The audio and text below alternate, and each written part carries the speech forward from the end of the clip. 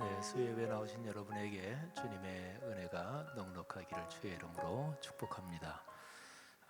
저는 여름 더위에 우리 교회 예배실에서 예배를 드릴 때는 이렇게 시원하고 쾌적하게 예배 드려도 되나 그런 생각이 좀 듭니다.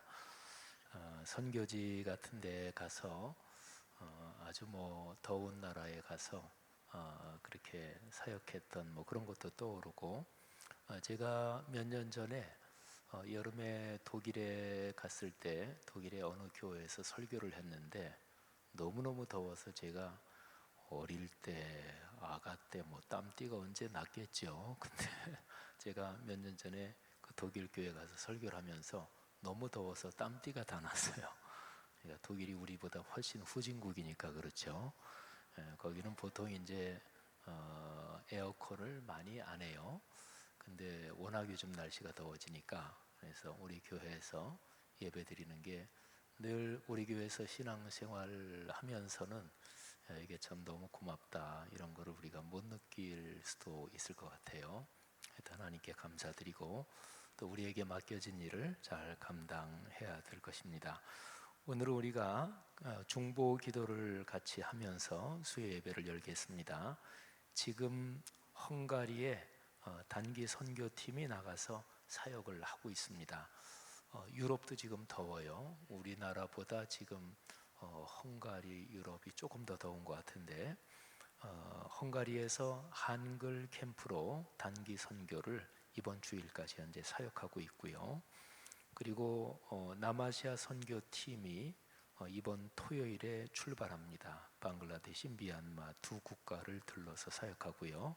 일본 단기 선교팀도 이번 토요일 출발하고, 또 시애틀 로고스 라이프 비전 스쿨, 우리 교회 잘하는 아이들 이번에 제1회 로고스 라이프 비전 스쿨 갔는데 다 이번 토요일에 출발합니다. 그러니까 이번 주 중에 4개 팀이 5개 국가에서 사역을 하게 되는 셈이고요. 그리고 교육부서 여름 사역, 여름 성경학교, 여름 수련회가 이번 주 중에 4개 부서가 진행합니다. 내일부터 고등부, 그리고 금요일부터 유년요셉, 소년요셉, 또 토요일부터 초등요셉, 이렇게 됩니다. 우리 해외로 나가는 선교팀들, 그리고 또 교회학교 이 사역들 위해서 잠깐 한번 우리 중보하면서 통성으로 잠시 기도하면서 예배 시작하겠습니다. 다 같이 기도하지요. 하나님 아버지, 은혜를 감사합니다. 이번 주 중에 우리 교회 사랑하는 성도님들, 우리 장로님들을 단장으로 해서 4개 국가에 사역을 하러 나갑니다. 헝가리 팀은 지금 열심히 사역을 하고 있습니다. 하나님께서 성령으로 축복해 주시고 보람 있게 하시고 기쁘게 하시고 아름다운 열매 넉넉하게 하옵소서. 비행기 타고 외국에 왔다 갔다 할 때 절대로 어려운 일 없도록 도와주시고, 그들 마음속에 하나님을 사랑하는 마음과 성령이 주시는 이 기쁨이 충만하고 넘쳐 흐르게 하옵소서. 주님을 섬기는 그 섬김으로 큰 복이 있게 하옵소서. 하나님, 교회학교 고등부와 그리고 우리 유년 요셉, 소년 요셉, 초등 요셉 부서에게 이번 주 중에 여름 사역이 있습니다. 하나님께서 선생님들 축복하시고 부장 장로님과 모든 분들 성령으로 축복하시며, 특별히 말씀을 전하는 목회자들에게 하나님께서 성령의 기름 부으심을 더해 주옵소서. 하나님, 주님을 사랑하며 섬기는 이 모든 봉사와 섬김에 하나님께서 삶의 여정에, 가정 가문에 넉넉한 축복을 주옵소서. 오늘 이 수요일 저녁 예배도 주님께서 받아주시며 큰 은혜 주실 줄 믿습니다. 감사합니다. 하나님 아버지, 감사합니다. 4개 팀 5개 국가의 해외 단기 선교와 또 4개 부서 교회학교 여름 사역을 축복해 주심을 믿고 감사합니다. 또 오늘 여전도회 연합회 헌신 예배로 오늘 예배를 드립니다. 여전도 연합회 회장님과 모든 연합회 개여전도회 임원들, 또 귀한 믿음의 여인들 축복해 주옵소서. 오늘도 예배를 섬기는 다드림 찬양단과 드보라 찬양대, 또 말씀 봉독, 기도, 또 목회자와 직원들 돕는 손길들을 축복해 주옵소서. 감사합니다. 이제 우리가 주님 앞에 마음과 영을 다해 찬양을 올립니다. 찬양할 때 성령께서 우리를 감싸 주옵소서. 어려움, 근심, 걱정은 사라지게 하시고 주님께 대한 신뢰가 넉넉해지게 하옵소서. 이 귀한 시공간을 축복하시는 주님을 찬양합니다. 예수님 이름으로 기도 올립니다. 아멘.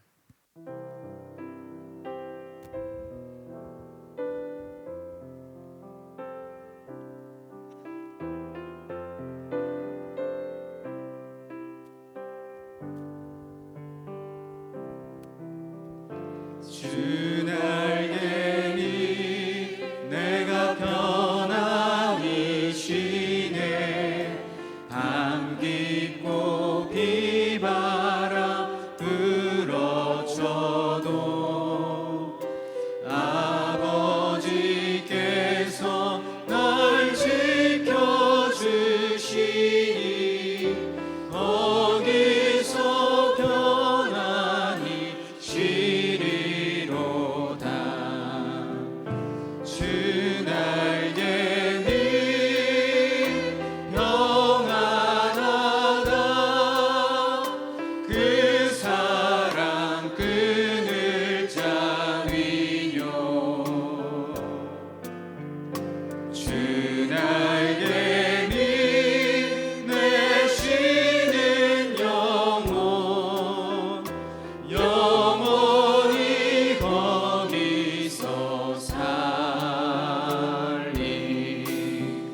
주 날개니 나의 피난처 되니 거기서 쉬기를 원하노라. 세상이 나를 위로치 못하나 거기서 평화를 누리리라. 주 날개니 평안하다. 그 사랑 끈을 짜위뇨. 주 날개니 내 쉬는 영혼 영원히 거기서 살리. 주 날개니 참된 기쁨이 있네. 고달픈 세상길 가는 동안 나 거기 숨어 돌보심을 받고 영원한 안식을 얻으리라. 주 날개니 평안하다. 그 사랑 끈을 짜위뇨. 주 날개니 내 쉬는 영혼 영원히 거기서 살. 주 날개니 평안하다. 주 날개니 평안하다. 그 사랑 끈을 짜위뇨. 주 날개니 내 쉬는 영혼 영원히 거기서 살리. 우리의 모든 근심과 걱정을 맡아주시는 우리 주님께 함께 찬양하겠습니다.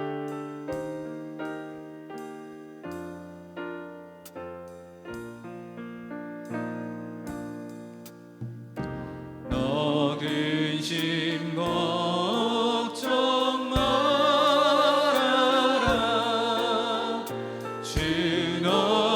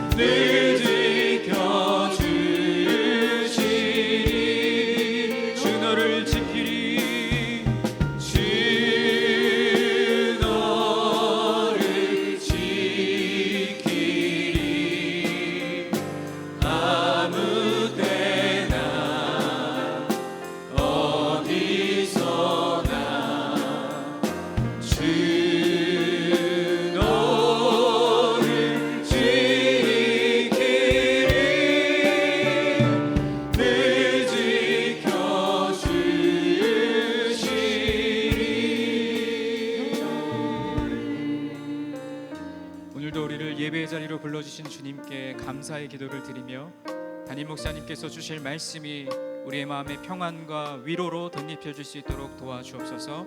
오늘 헌신을 다짐하는 여전도 연합회와 또 말씀을 증거하실 담임 목사님을 위해서 우리 함께 한 마음으로 기도하며 나아가겠습니다.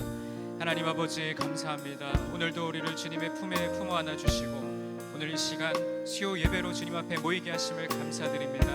하나님, 우리의 연약한 모습, 우리의 걱정과 근심 다 주님 앞에 내어 맡길 때 주님께서 우리를 지키시며 아무 때나 어디서나 우리와 함께 하시는 주님께서 아버지 하나님 이 시간 좌정하시고 다스리시며 담임 목사님을 통하여 주신 귀한 말씀이 우리 마음같이 잘 심겨질 수 있도록 도와주옵소서.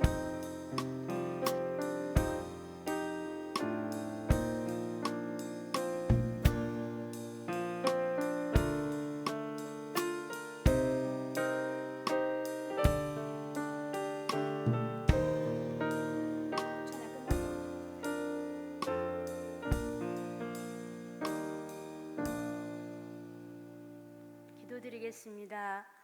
우리의 절대 주권자이시며 우리에게 날마다 새로운 영을 부어주시어 하나님이 주시는 영적 질서 안에서 말씀을 하나 되는 성락 공동체를 축복하신 아버지 감사합니다. 하나님께 예배드림이 우리의 삶의 최고의 가치임을 선포하며 언제나 변함없이 우리의 삶을 우리의 믿음을 살피신 아버지, 오늘 또 예배자로 설 수 있었음에 감사드립니다. 이 시간 여전도 헌신 예배를 올려드리며 상반기 걸어오는 동안 혹이라도 저희의 생각이 앞서서 주님 영광 가려우지 않았는지 이 시간 되돌아봅니다. 주님 안에서 서로 사랑하며 협력하여 주님의 선한 청지기의 사명을 끝까지 잘 감당하는 우리 여전도 임원들이 다 될 수 있도록 아버지 축복하여 주시기를 원합니다. 또한 저희들의 시선이 늘 주님께만 향하여 있게 하시고 우리가 어려움 만날 때에도 믿음을 승리하는 성숙한 여전도회가 되게 하여 주시기를 원합니다. 때로 우리가 잘못 걸어갈 때에도 가까이에서 우리를 위로하시며 우리가 아파할 때도 우리에 대해서 사랑으로 품어주시며 언제나 묵묵히 우리를 감싸 안아주시던 참 사랑의 아버지 감사합니다. 부르심에 합당한 저희 여전도가 되도록 늘 도와주시고 오늘 헌신 예배를 드리며 다시 한번 헌신을 다짐하는 귀한 시간 되기를 원합니다. 이 나라를 사랑하신 아버지, 한반도와 국제 정세 가운데 하나님의 정의가 실현되게 하시고 한일 관계를 잘 회복시켜 주셔서 이 위기를 잘 극복하게 하시며 대통령과 의정자들이 하나님을 알게 하시고 하나님을 두려워하는 지도자들이 다 되어서 진정 국민을 위한, 국민이 원하는 평안하고 안정적인 나라로 이끌어가게 해주시기를 원합니다. 우리 성락 공동체를 사랑하신 아버지, 태아영어부터 작년에 이르기까지 모든 기관 지체들을 축복하여 주시기 원합니다. 담임 목사님 날마다 영육 강건하게 하시었고 날마다 성령으로 기름 부어주시고 한국 교회와 세계를 품고 계시는 기도하시는 제목마다 응답해 주셔서 아버지 마지막 시대에 귀하게 쓰임받는 귀한 도구로 우리 하나님 사용하여 주시기를 원합니다. 또한 성령의 능력이 증거되는 하나님의 역사를 증언하는 성락 공동체로 축복하여 주시옵소서. 이 시간 말씀 전하실 때에 저희들의 심령이 새로워지게 하시고 세상에서 상처받고 소외된 자들이 위로와 힘을 얻는 귀하고 복된 시간 되게 하시며 많은 부교육자님들의 헌신을 아버지 기억하시고 행복한 사역의 길 되도록 아버지 축복하여 주시기를 원합니다. 교회 학교 여름 사역을 통하여 다음 세대들이 꿈과 비전을 갖게 하시고 단기 선교 사역을 통하여 온 세계 선교의 비전을 이루게 하옵소서. 그들이 밟는 땅을 축복하시고 많은 열매 거두고 건강한 모습으로 돌아올 수 있도록 함께하여 주시기를 원합니다. 또한 찬양으로 수고하시는 다드림 두보라 성가들을 주님의 찬양을 기쁘게 받으시며 그들의 귀한 헌신이 하늘 보좌를 움직이는 은혜의 시간이 되도록 아버지 축복하여 주시옵소서. 또 이 시간 예배 부원들에게도 동일한 은혜로 축복하여 주시옵시며 이 시간 아버지께서 주신 말씀을 사모하고 기대하며 예수님의 이름으로 기도드립니다. 아멘.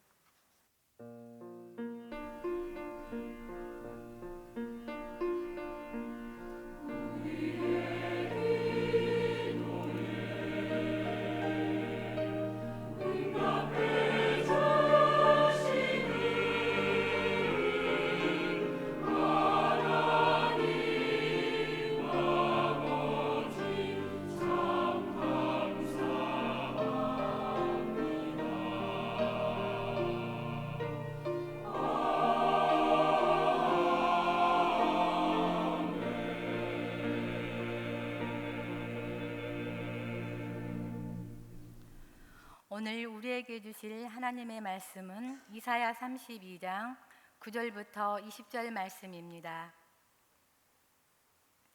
말씀을 봉독하겠습니다. 너희 안일한 여인들아 일어나 내 목소리를 들을지어다. 너희 염려 없는 딸들아 내 말에 귀를 기울일지어다. 너희 염려 없는 여자들아 1년 남짓 지나면 너희가 당황하리니 포도 수확이 없으며 열매 거두는 일이 이르지 않을 것임이라. 너희 안일한 여자들아 떨지어다. 너희 염려 없는 자들아 당황할지어다. 옷을 벗어 몸을 드러내고 배로 허리를 동일지어라. 그들은 좋은 밭으로 인하여 열매 많은 포도나무로 인하여 가슴을 치게 될 것이니라.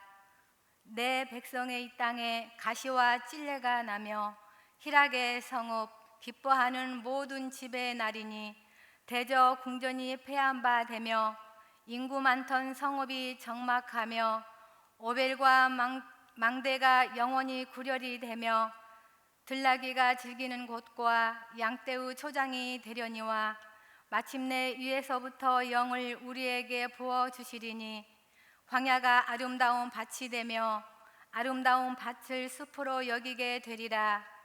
그때 정의가 광야에 거하며 공의가 아름다운 밭에 거하리니 공의의 열매는 화평이요 공의의 결과는 영원한 평안과 안전이라. 내 백성이 화평한 집과 안전한 거처와 조용히 쉬는 곳에 있으려니와 그 숲은 우박에 상하고 성읍은 파괴되리라. 모든 물가에 씨를 뿌리고 소와 나귀를 그리로 모는 너희는 복이 있느니라. 아멘.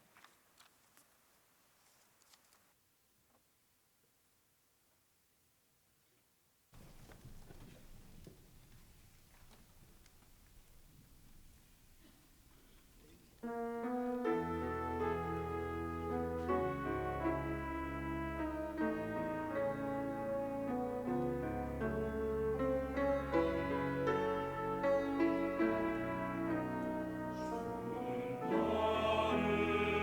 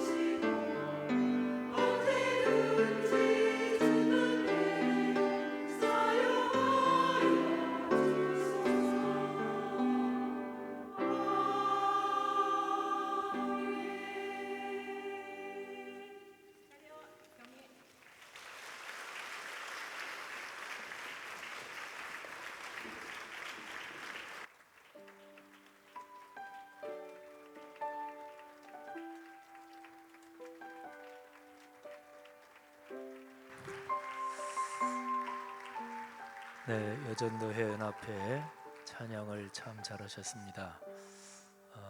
여전도회 연합회라는 이름이 붙은 그런 분들이 나오신 모든 찬양 중에서 최고로 잘했습니다. 아주 잘하셨습니다. 또 오늘 기도, 성경 봉독, 섬김 감사하고요. 또 우리 드보라 찬양대, 또 다드림 찬양단 또 감사하고, 또 수요예배 섬겨주시는 많은 분들 진심으로 감사합니다. 여름이면 아무래도 사람이 더위 때문에 좀 이렇게 뜨게 되지요. 그래서 여름에는 좀 차분하게 지내야, 그래야 몸과 마음이 회복이 됩니다. 겨울에는 반대로 사람이 좀 이렇게 활기 있게 뭘 좀 활동적으로 그렇게 돼야 균형이 맞는다, 이렇게도 생각할 수가 있을 것 같아요.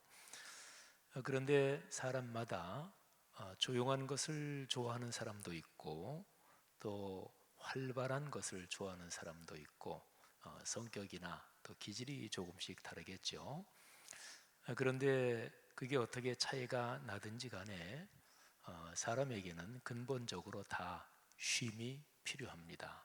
하나님께서 천지를 만드실 때 안식일을 만드셨는데, 유대인들은 창세기의 그 구절을 해석하면서 하나님은 엿새 동안 천지를 창조하시고 마지막 7일째 안식을 창조하셨다, 이렇게도 해석을 합니다. 그러니까 안식, 쉼, 이거는 하나님의 창조의 완성이지요. 근데 그렇게 해석하는 게 참 멋진 해석입니다. 특별히 신약 성경이 구약에 대한 해석이라고 일반적으로 볼 수 있거든요. 근데 신약 성경 히브리서에서는 안식과 연관해서 그 안식을 영원한 안식이다, 그러니까 하나님이 창세기에서 창조하실 때 7번째 날 창조하신 그 안식을 그리스도인이 들어가서 누릴 영원한 안식, 이렇게 그거를 연결을 시킵니다. 그렇게 보면 하나님은 엿새 동안 천지를 창조하셨고 마지막 7번째 날에는 창조의 완성으로서 쉼을, 안식을 창조하셨다, 이렇게 해석하는 게 참 멋진 해석인 거지요. 사랑하시는 여러분, 사람은 기질과 성품이 다를지라도 누구에게나 쉼이 필요하고, 일주일의 하루는 영육간의 안식이 필요하고, 또 하루에 이런저런 일을 쭉 하고 나서는 돌아가서 쉴 집이 필요한 거죠. 열심히 일하고 또는 이런저런 번잡한 상황 가운데서 있다가도 돌아갈 집이 있고 쉴 곳이 있는 사람은 행복한 사람이죠. 안데르센의 이야기, 동화 이야기 성냥팔이 소녀, 그게 성냥팔이 소녀가 참 불쌍하고 그리고 마음이 너무나 아프지요, 우리가 그거를 동화를 들으면. 근데 거기에서 요점은 그 소녀가 돌아갈 집이 없다고 하는 것입니다. 날은 추워지고, 그리고 사람들은 크리스마스가 돼서 너도 나도 집에 크리스마스 트리를 하고 또 다들 크리스마스 파티를 하고 돌아갈 가족이 있는데 이 아이는 돌아갈 집이 없는 거지요. 또 부모가 계시지 않고, 그러다가 이 성냥팔이 소녀는 저 천국에 가신 어머니 품으로 그렇게 그 밤에 얼어서 죽는 거지요. 사실은 뭐 동화들이 그 내용을 사실적으로 리얼하게 생각하면 굉장히 비참하고 참혹한 이야기들이 많다고 그러죠. 어쨌든 돌아갈 집이 있는 사람은 행복하고, 그리고 쉴 시공간이 있는 사람은 참 행복한 사람이죠. 사랑하시는 여러분, 삶의 여정을 걸어가시면서 여러분에게 하나님께서 늘 때마다 그리고 하나님의 은혜로 늘 쉴 공간 또는 그런 시간, 안식을 주시기를 주님의 이름으로 축복합니다.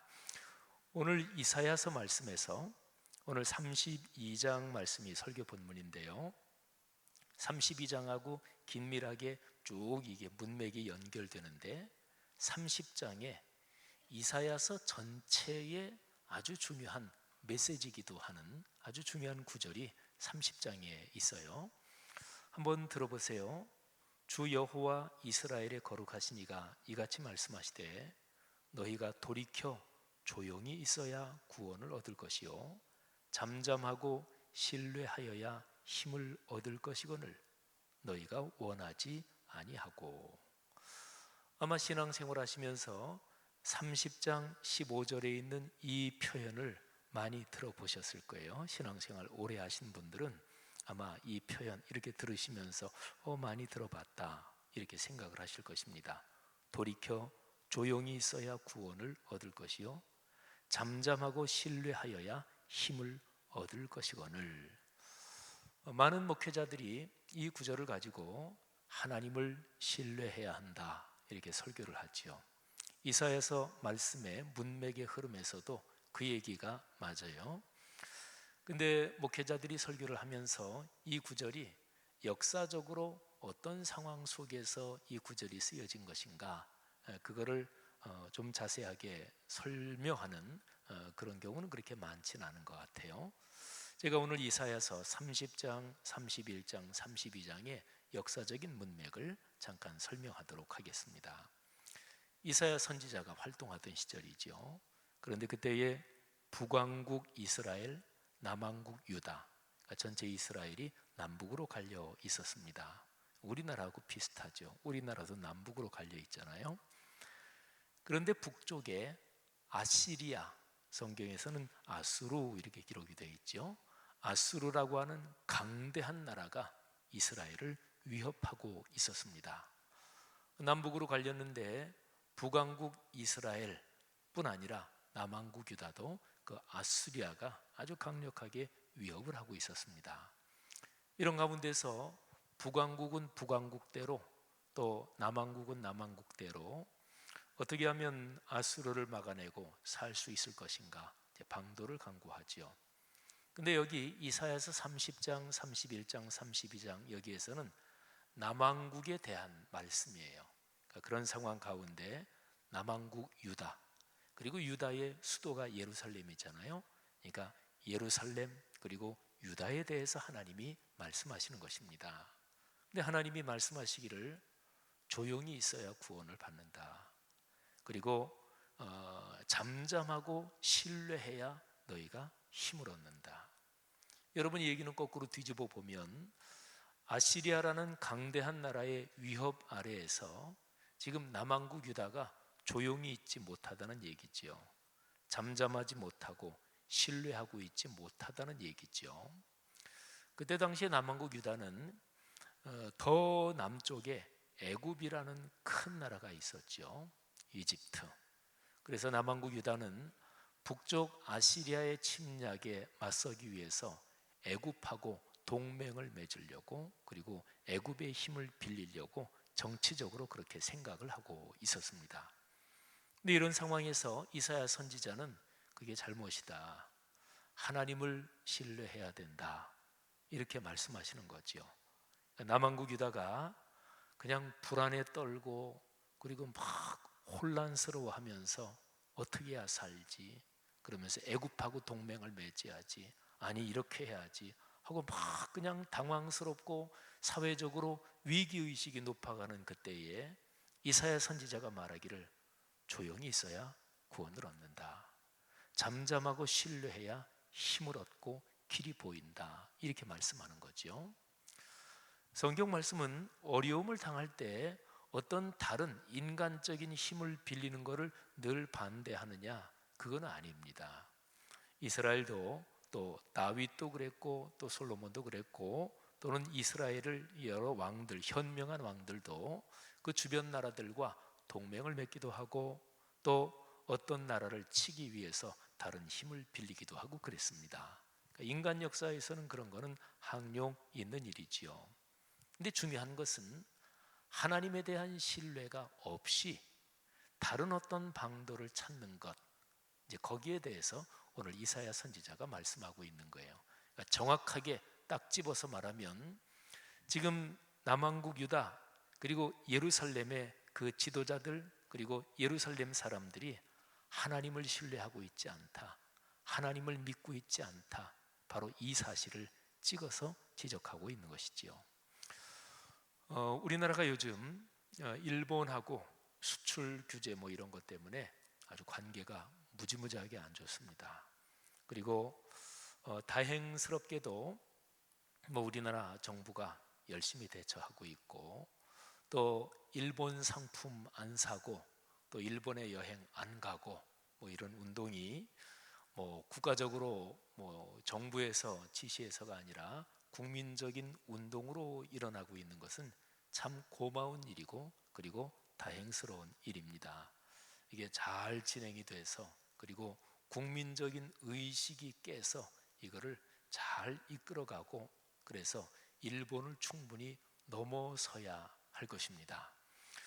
기독교적으로는 일본을 그리스도의 사랑으로 끌어안는 것, 또 일본의 복음을 전하는 것, 이것이 이제 우리의 궁극적인 목표지요.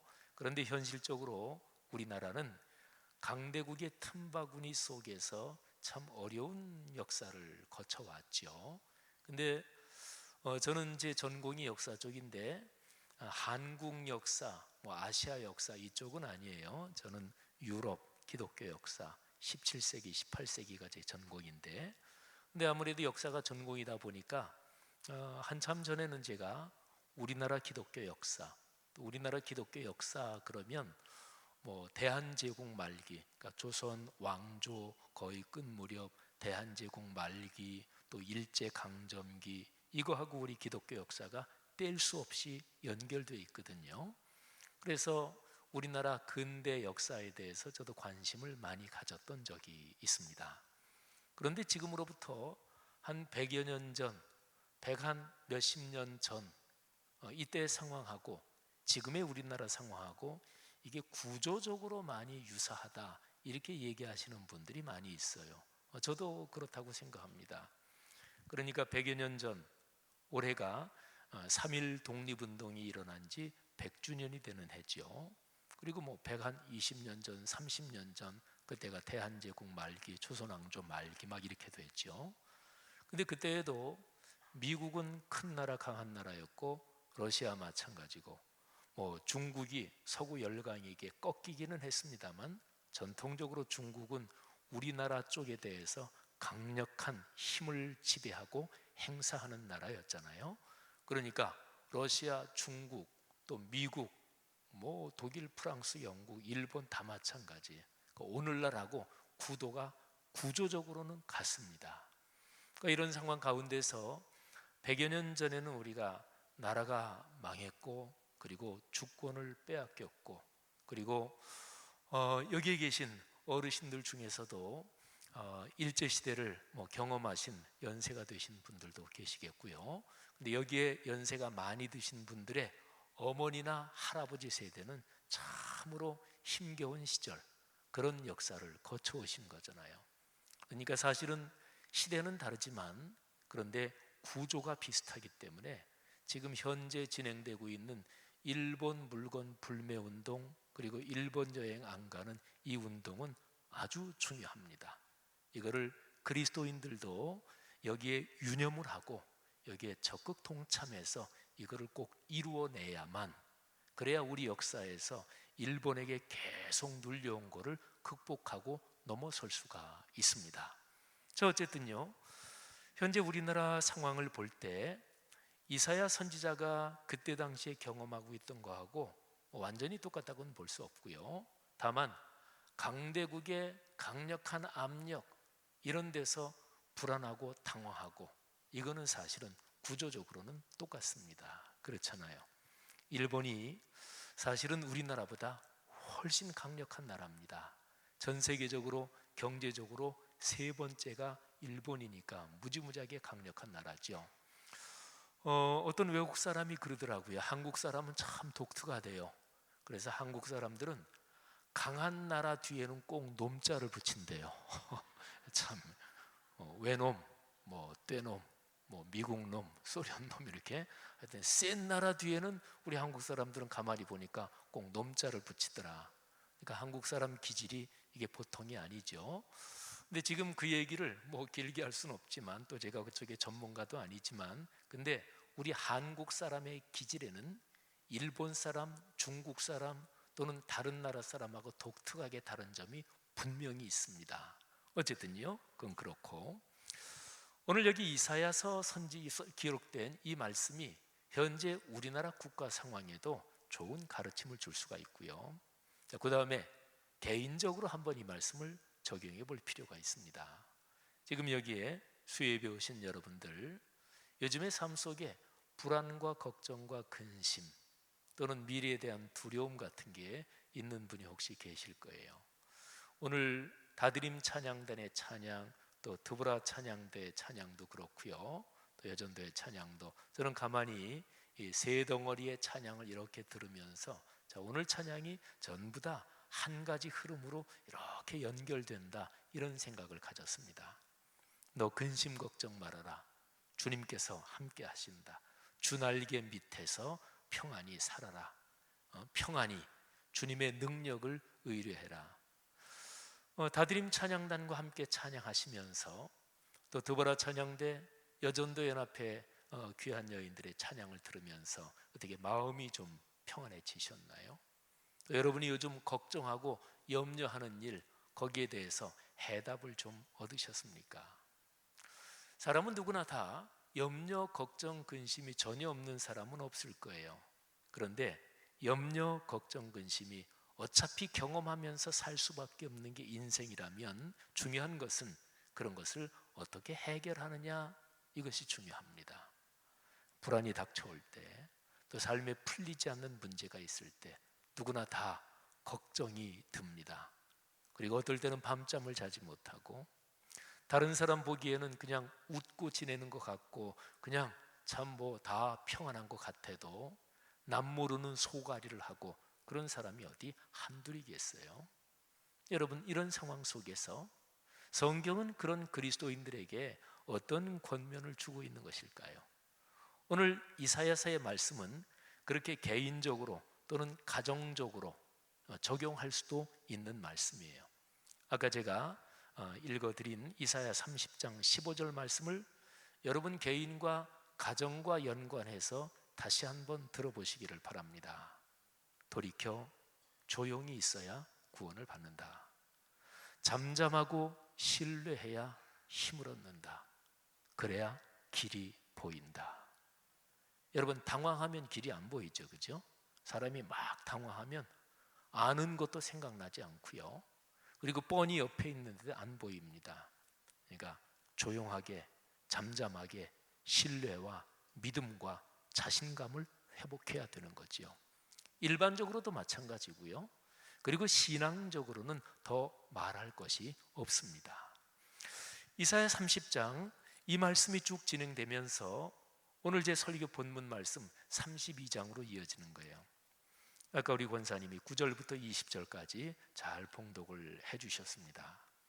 그런데 여기 9절부터 20절까지에서는 두 가지에 대해서 경고를 합니다.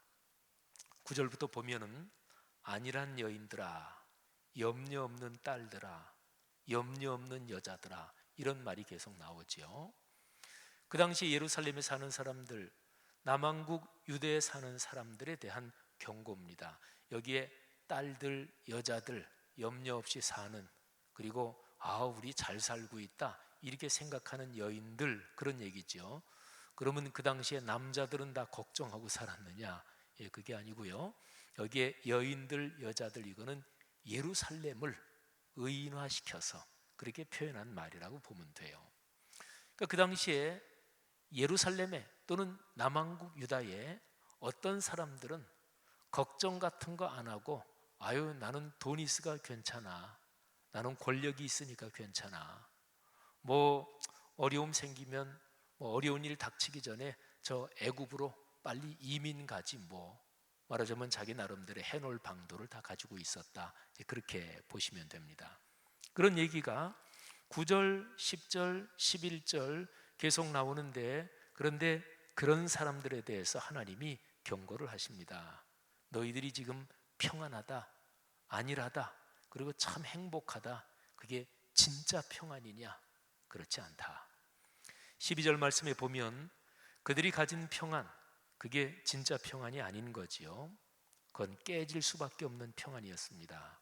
그래서 12절에서 이렇게 표현하고 있습니다. 그들은 좋은 밭으로 인하여 열매 많은 포도나무로 인하여 가슴을 치게 될 것이다. 그러니까 자신들이 가진 좋은 밭, 자신들이 가진 좋은 포도원, 그것들이 다 파괴될 것이다. 13절에 계속 이어져요. 내 백성의 땅에 가시와 찔레가 난다. 희락의 성읍, 기뻐하는 모든 집에서 가시와 찔레가 나고 궁전이 허물어지고 인구 많던 성읍이 적막해지고 망대가 허물어지고 들짐승들이 거하는 처소가 될 것이다. 그러니까 거짓 평안이 그것이 궁극적으로 이어지지 않는다, 그런 거죠. 이것도 역시 맥락은 똑같아요. 하나님을 신뢰하지 않고 그리고 하나님에 대한 믿음이 없이 쌓아놓은 것들은 결국엔 허물어진다, 이런 메시지가 여기에 담겨 있는 것입니다. 우리가 다 아는 것처럼 가치관이 올바르지 않은 상태에서 돈이 많아지면 반드시 그 돈 때문에 문제가 생깁니다. 가정도 마찬가지죠.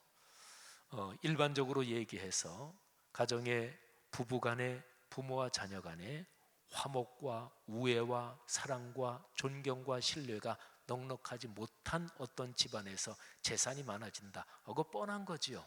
그러면 결국 가서 싸움 납니다. 부모 자녀 간에 존경과 신뢰와 사랑이 없고 형제 간에 우위와 신의가 없이 그런 게 충분히 훈련되지 못하고 자랐는데 그 집안엔 재산이 많아진다, 무슨 사업을 해서 돈 많이 번다, 그건 끝에 가서 뻔한 거예요. 아, 그 집안은 결국엔 싸우고 찢어진다, 그거 뻔하잖아요. 그 계산이 안 돼요. 그건 너무나 간단한 게, 그건 산수 계산이잖아요. 예를 들면 그렇습니다. 그러니까 일반적으로 표현해서 가치관과 그리고 인생관이 건강하지 못한 상태에서 돈을 많이 번다, 높은 자리에 올라간다, 세상 사람들이 다 바라는 어떤 그런 업적을 성취한다, 끝은 언제나 망가지게 돼 있고 무너지고 비참해집니다. 스포츠 스타, 예술하는 사람들, 뭐가 최고 목표인가요? 프리마돈나 최고 목표인가요? 올랐어도 인격이 비루하면 그거는 다 마찬가지입니다. 그러니까 오늘 여기 말씀이지 그런 거를 하나님께서 책망을 하시는 거지요. 그리고 또 30장부터 제가 말씀드렸는데 거짓 평안, 그것 때문에 배 두드리고 있는 사람들한테 그거 진짜 평안 아니다, 이렇게 말씀하시는 거고요. 그리고 지금 아시리아의 위협 때문에 혼란스러워하고 당황하고 있는 사람들, 그런 사람들한테는 또 역시 메시지는 마찬가지예요.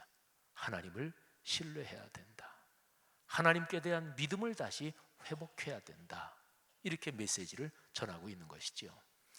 그 당시에 이스라엘 남왕국 유다인데요, 그 사람들은 애굽의 도움을 청해야 되겠다, 그리고 애굽으로 피신해야 되겠다, 이렇게 주장하는 사람들이 많이 있었어요.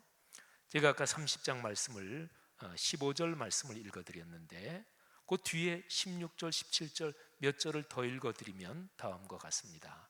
15절에서 돌이켜 조용히 있어야 구원을 얻는다, 잠잠하고 신뢰해야 힘을 얻을 것이거늘 너희가 원하지 아니하고 이르기를 아니라, 그러니까 거절하는 거죠. 이사야 선지자가 제일 중요한 거는 믿음을 회복하는 거다, 하나님께서 우리 백성을, 우리나라를 사랑하신다는 그 사실을 확신하고 신뢰하는 거다, 이게 제일 중요하다. 계속해서 그 선포를 하는데 아니다, 지금 그거 신경 쓸 때가 아니다, 지금 당장 급한데 하나님께 대한 신앙이 밥 먹여주냐, 말하자면 이렇게 반응을 하는 거예요. 아니라 우리가 말 타고 도망하리라, 너희가 말 타고 도망하리라 하였으므로 너희가 도망할 것이요, 말 타고 도망할 것이다, 그래 너희는 도망치는 신세가 될 것이다, 그런 얘기죠. 또 이르기를 우리가 빠른 짐승을 타리라 하였으므로, 그런데 너희를 쫓는 자들이 더 빠를 것이다. 한 사람이 꾸짖은즉 1000사람이 도망하겠고 5이 꾸짖은즉 너희가 다 도망하고 너희 남은 자는 겨우 산 꼭대기에 깃대 같겠고 산마루 위에 기치 같으리라 하셨느니라. 아멘. 우리나라뿐 아니라 인류 고래로 아주 유명한 격언, 이거는 공통이에요. 흩어지면 죽고 뭉치면 산다, 그런 것이지요. 그러니까 일본 제품 불매 안 산다, 일본 여행 안 간다, 이거는 정확하게 그 원리가 적용됩니다. 여기에서 뭉쳐야 됩니다. 이거는 일본을 미워하는 게 아니에요. 말하자면 국제적인 힘의 역학 관계 가운데서 제국주의적으로 전쟁할 수 있는 나라로 일본의 아베 수상이 그쪽 방향으로 몰고 가는 일본의 그 독주를 그걸 어떻게든 막아야 되거든요.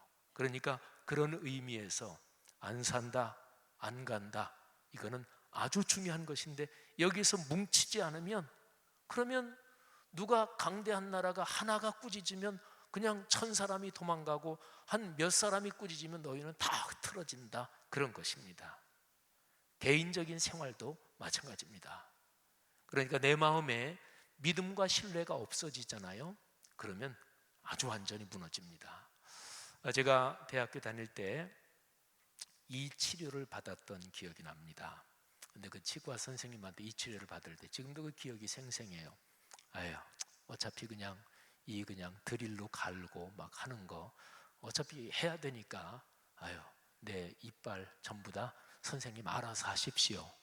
저는 이제 한번 작심하면, 그렇게 마음을 잘 먹으면 몸도 그렇게 움직이기를 잘합니다. 그래서 그냥 뭐 마취는 어차피 하고 하는데, 근데 이 때문에 알아본 사람은 알지만 이 치료받고 이 때문에 앓는 거는 치가 떨릴 그런 상황이죠. 그래서 그냥 다 맡겨놓고, 제가 아예 맡겨놨으니까 마음을 아예 그렇게 먹으면, 그러면 뭐 아프고 괴로운 것도 잊어버릴 수 있거든요. 그래서 제가 전체적으로 그 아저씨가 뭐 동네 이제 치과 의사 아저씨인데 막 갈고 뭐 이러는데 그냥 제가 가만히 있었어요. 얼굴도 아주 평안하게. 그랬더니 아이고 이놈 봐라, 이거 대단하다. 제가 가만히 다 있었어요. 그래서 아저씨가 아 이제 됐다, 너 참 대단하다. 그러더니 이렇게 저렇게 보더니 아유 여기 조금 안 됐다, 조금 더 해야 되겠다. 근데 그때부터 못 참겠더라고요. 그러니까 그 아저씨가 아 이놈 너 조금 전까지 잘 있더니 왜 그래? 근데 그거는 제 마음이 변한 거예요.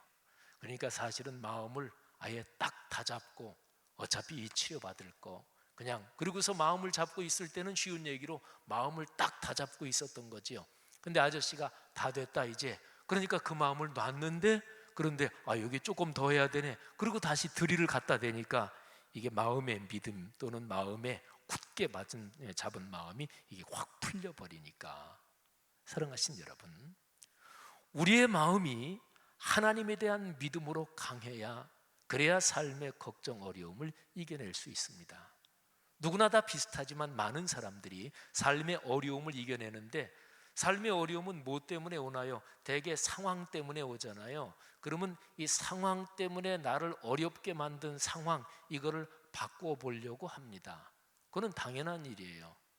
경제적으로 쪼들려서 이 상황 때문에 어렵다, 그러면 경제적으로 넉넉하게 만들어야 되는 거잖아요. 그러니까 어떻게 하면 좀 더 수입이 많아지지 애쓰는 거죠. 당연한 일입니다. 그렇게 해서 경제적으로 쪼들리는 것 때문에 염려, 근심, 걱정이 해결될 수 있겠지요.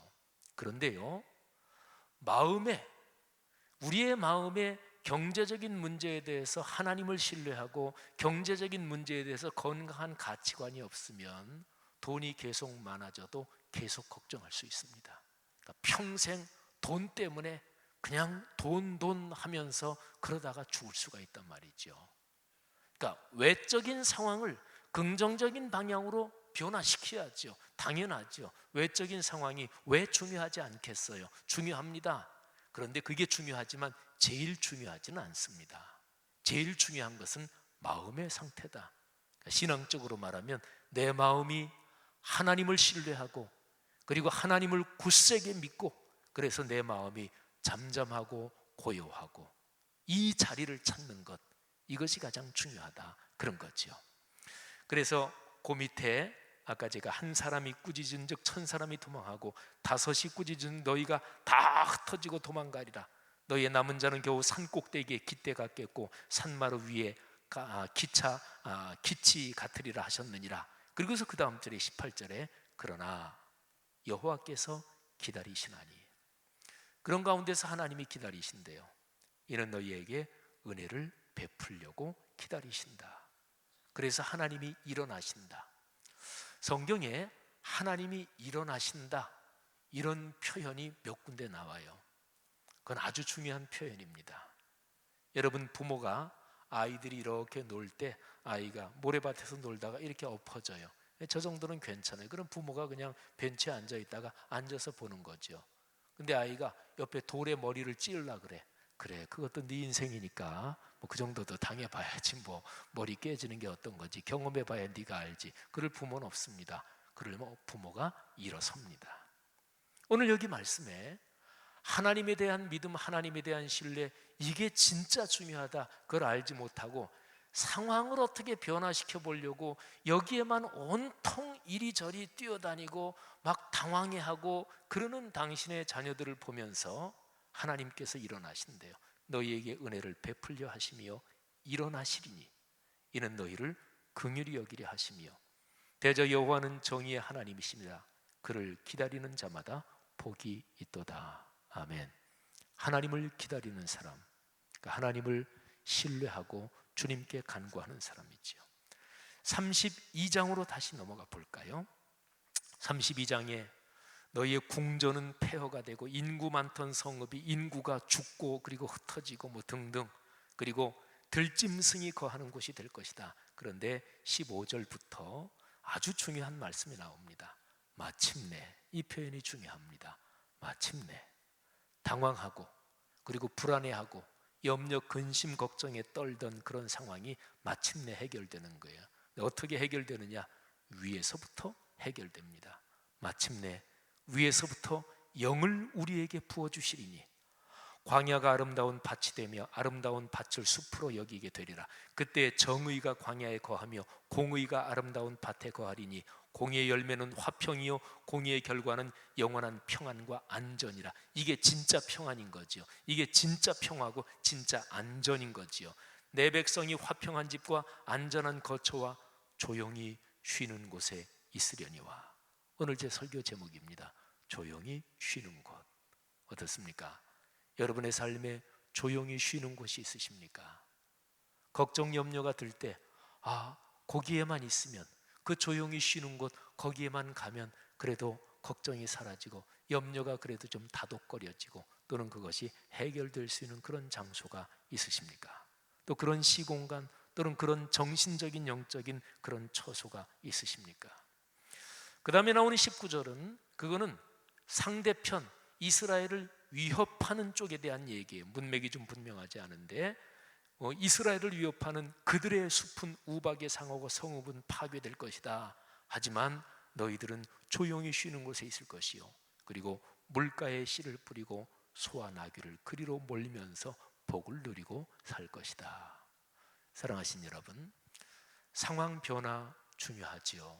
살면서 상황 변화를 위해서 또 상황을 내가 주도하고 애쓰셔야 됩니다. 근데 그것보다 더 근본적인 것은 내 마음이 어디를 쳐다보느냐, 이것이 더 중요합니다. 성경은 수도 없이 많은 곳에서 하나님을 바라보라고 이야기를 합니다. 상황을 바라보면 집니다. 예수님께서 물 위로 걸어오실 때 그때 베드로가 유령이라고 다들 생각하고 있었는데 베드로가 주님이 맞다면 저한테 물 위로 걸어오라고 한번 말씀해 주십시오. 예수님께서 그래 와라. 베드로가 물 위로 몇 발자국을 걸었어요.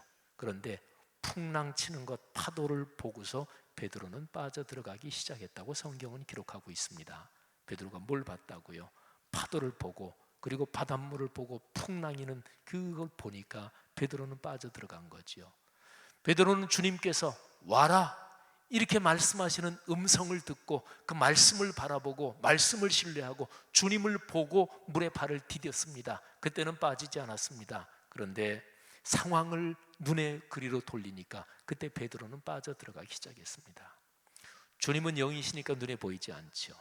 아까 30장 그 말씀에 마침내 위에서부터 하나님의 영이 임한다. 오늘 여기 32장에 마침내 위에서부터 영을 우리에게 부어주시리니 그때부터 회복이 되는 거예요. 근데 하나님의 영이 우리와 같이 계시다. 이거는 시각으로 눈에는 보이지 않잖아요. 근데 믿음의 눈으로 이거를 봐야 됩니다. 그래서 어디를 보느냐? 똑같은 상황에 있는 두 사람이 한 사람은 평안할 수 있고 한 사람은 불안과 초조에 떨 수도 있어요. 두 사람이 보는 게 다른 거예요. 불안과 초조에 떠는 사람은 상황만 보이는 거지요. 그런데 평안이 있는 사람은 그 상황 속에 계시는 주님을 바라보고 있는 거죠. 같은 상황에 있어도 어디에 초점을 맞추느냐, 거기에 따라서 다른 거죠. 사랑하신 여러분, 우리의 삶의 한가운데 계시는 주님을 바라보시기를 바랍니다. 주님을 바라보는 그 시선, 그 마음, 거기에 조용히 쉬는 곳이 창조되는 거지요. 요 며칠간에 날이 좀 흐리고 남쪽에서 태풍이 장마가 올라온다 그러면서 비 온다 그러고 안 오고 그런 날씨가 있었죠. 그 날씨에서 제가 사진을 한 장 찍었는데, 제가 그 사진을 2장 보여드릴 텐데 먼저 한번 첫 번째 사진을 보시기를 바랍니다. 조명도 조금 줄여주세요. 어떤 사진인지 다 아시죠? 조명 조금 더 줄여주시겠어요? 조명 조금 더 줄여보세요. 더 줄여주시오. 더 줄여. 그래요. 저쪽에 잠실에 있는 제일 높은 빌딩이네요, 그죠? 근데 그 밑에 보니까 온통 길들이 있고 해서 한국 서울 시내에서 제일 복잡한 곳 중에 하나입니다. 삶이 복잡하지요. 자, 그 다음에 2번째 사진 보여주십시오. 여기는 똑같은 사진이에요. 제가 밑에를 잘라버렸어요. 밑에를 자르고, 그날이 마침 날이 흐려서 저렇게 자르니까 꼭 한 폭의 수채화 같지요, 그죠? 흑백은 아니죠. 그냥 찍은 그대로입니다. 다른 보정, 색깔 보정 이런 거 전혀 안 했어요. 찍은 그대로인데 밑에 번잡한 데를 자르고 보니까 한 폭의 수채화 같아요, 그죠? 그러니까 똑같은 사진, 똑같은 피사체를 찍은 건데, 근데 초점을 위로 보고, 그날 날이 흐려서 기상청에서는 비가 온다 그랬어요. 근데 안 왔더라고요. 저 정도만 되고. 그래서 구름이 낀 하늘이 색깔이 회색인 게 아주 참 정겨웠어요. 저 건물 색깔이 무슨 색깔인지는 제가 모르겠는데 건물 색도 좀 멀리서 보니까, 그리고 밑에를 잘라버리고 보니까 산 등성이가 이렇게 숲이 보이고, 그래서 그 한 폭의 수채화 같습니다. 평안해 보이잖아요. 사랑하신 여러분, 똑같은 걸 보고서도 어디에 초점을 맞추느냐, 거기에 따라서 우리의 마음이 어떠냐에 따라서 이게 달라지는 거죠. 하나님을 바라보시기를 바랍니다. 그래서 삶의 현장 가운데 하나님을 바라보면 그때에 우리의 믿음이 자라기 시작하고 하나님께서 우리의 마음 속에서 활동하기 시작하는 거예요. 다른 말로 주님은 왕이시잖아요. 모든 것을 다 주관하시잖아요.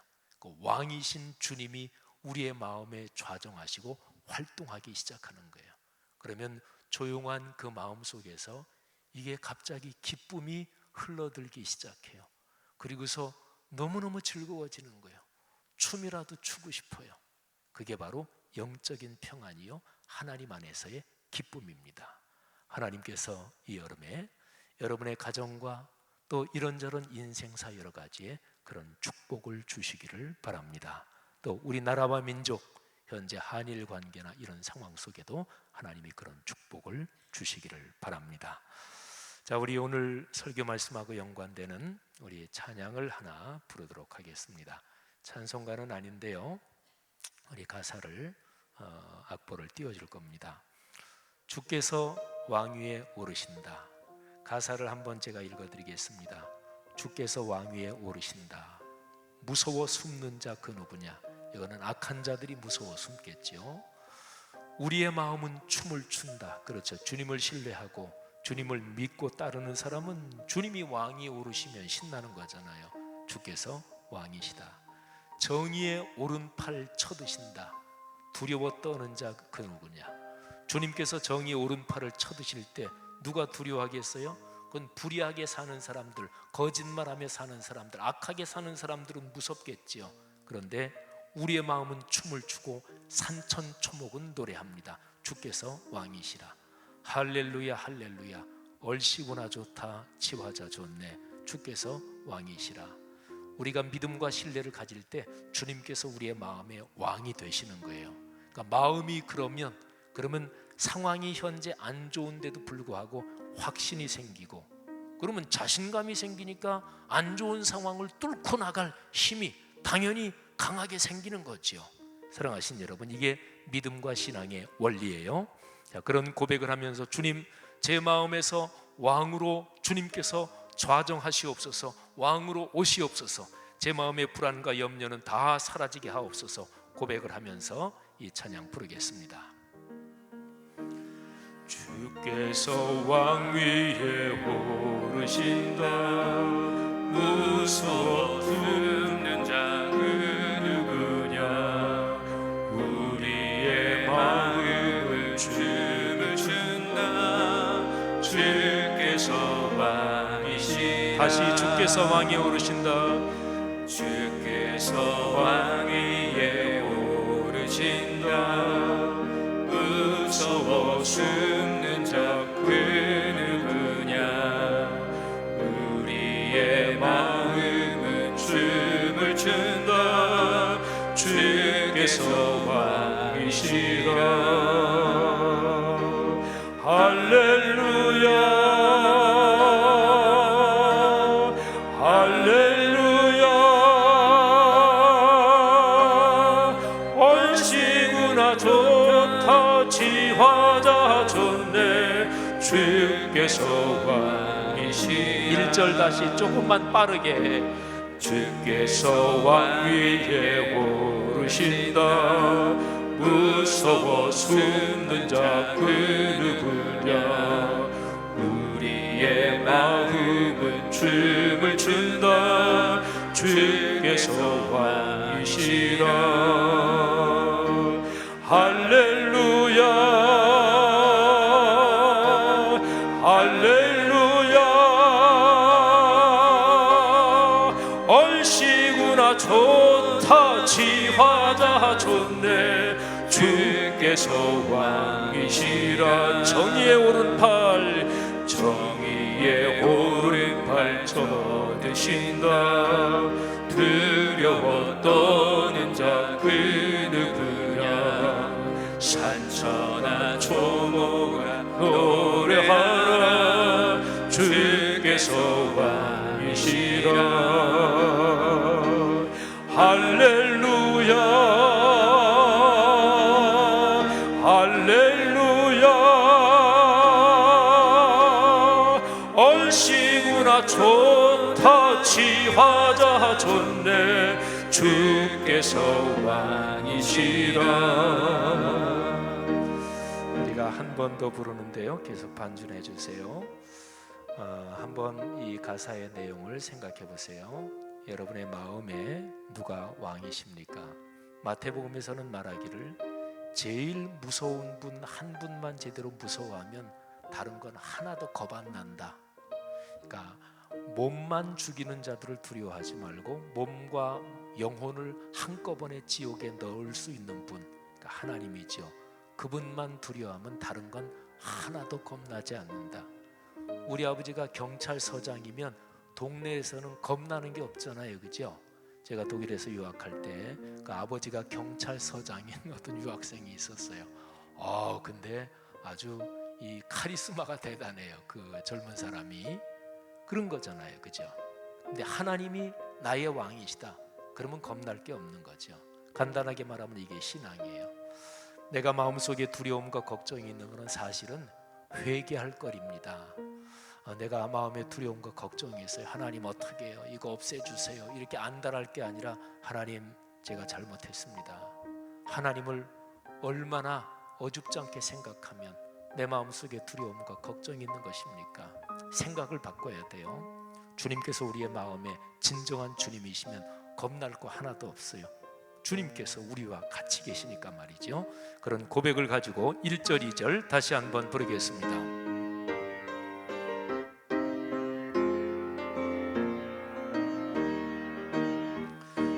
주께서 왕 위에 오르신다. 무서워 숨는 자 그 누구냐. 우리의 마음은 춤을 춘다. 주께서 왕이시라. 아멘. 할렐루야, 할렐루야.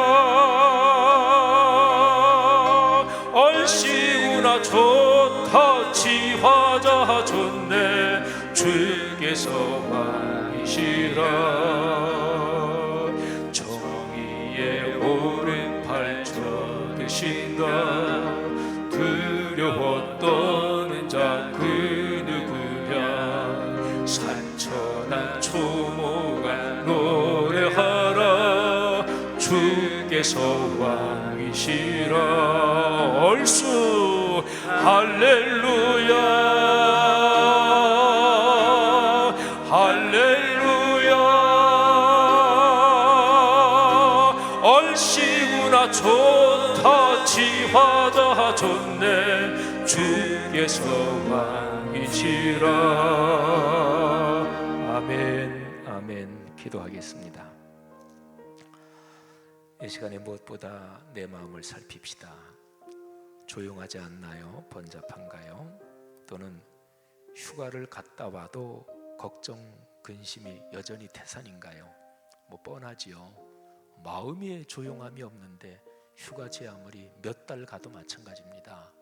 휴가 갔다 가면서 걱정스럽고 가서 하루 이틀 겨우 조금 잊어먹는가 했더니 오기 한 하루 이틀 전부터 또 걱정이 되지요. 다 소용없습니다. 성경은 말씀합니다. 너희의 마음에 주님께서 왕이 되셔야 한다. 너희가 조용히 쉬는 곳이 있어야 된다. 그게 바로 믿음의 자리입니다. 그게 바로 예배의 자리입니다. 이 시간에 들은 말씀 또 찬양으로 고백한 것 진심으로 내 마음을 주님께 드리면서 다 같이 통성으로 고백하며 기도하시겠습니다. 하나님 아버지 은혜를 감사합니다. 이 시간에 말씀을 듣고 또 찬양으로 고백하며 하나님께 우리의 마음을 고백했습니다. 하나님 간절히 기도합니다. 우리의 마음이 하나님을 주님으로 모시고 신뢰하게 하시고 그리고 우리의 마음에 하나님을 향한 믿음이 더 깊어지게 하옵소서. 하나님이 믿음에 근거해서 우리의 삶에 이런저런 상황을 넉넉하게 헤쳐나가게 하시고 그리고 우리의 삶에 일어나는 그 어떤 것도 두려워하지 말게 하시고 겁내거나 쫄지 말게 우리의 마음에 굳센 믿음을 더해 주옵소서.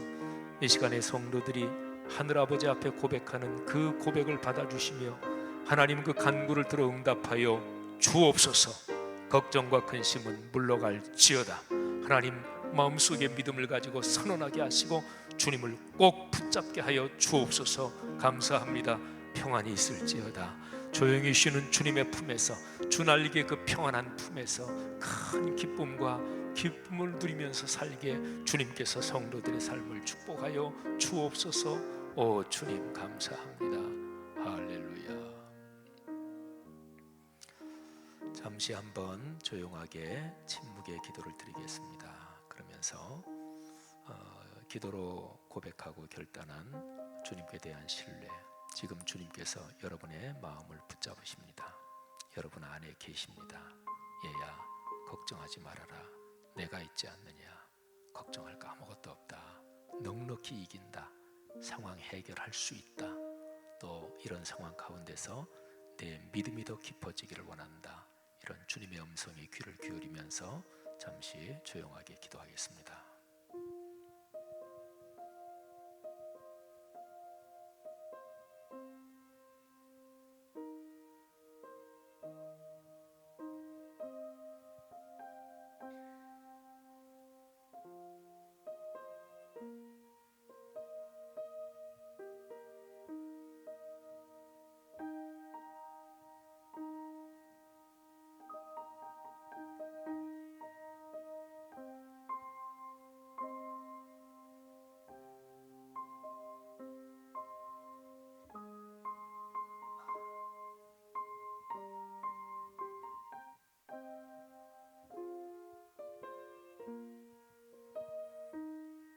오늘 이 수요일 저녁에 저희 마음속에 다시 한번 주님이 왕으로 좌정하시니 감사합니다. 하나님 우리 삶에 여러 가지 염려, 근심, 걱정, 아이들 기르느라고 이렇게 저렇게 노심초사하는 것, 또 직장생활, 또 사업과 이런저런 경제적인 활동들, 또 몸의 건강 문제, 또 인간관계의 문제, 또는 어르신들 모시는데 자꾸 연세 들어가시고 또 병이 커지시고 하는 그런 문제들, 또는 자식들의 앞날이 잘 열리지 않는 문제들, 그 어떤 것이든지 간에 주님께서 왕이 되셔서 우리에게 힘을 주시는 것을 믿습니다. 얘야 걱정 말아라. 분명히 상황은 해결할 수 있다. 헤쳐나갈 수 있다. 내가 놀라운 섭리로 너를 축복한다. 주의 음성을 신뢰하고 용기를 갖고 상황도 변화시키며 사회적으로 성취하며 자녀 후손 잘 되게 하시고 인간관계 원만하게 하시고 그리고 경제적으로 돈도 많이 버는 존경받는 부자들 다 되게 해 주옵소서. 평안을 주옵소서. 돌아가는 걸음 축복해 주옵소서. 예수님의 은혜와 하늘아버지의 사랑하심과 늘 우리 손 꼭 붙잡고 가시는 성령 하나님의 동행하심이 하늘 백성 머리 위에 이 귀한 사람들 인생 여정 위에 지금부터 영원히 같이 계시기를 축원하옵나이다. 아멘.